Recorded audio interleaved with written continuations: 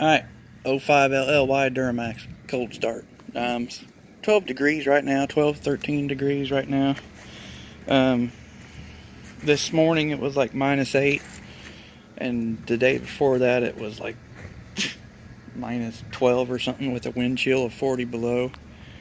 I haven't started it either one of the last 2 days. So we're going to fire it up today and see what it does. It is plugged in, but I didn't have the block heater on since like 6 o'clock this morning. So we'll see what it does.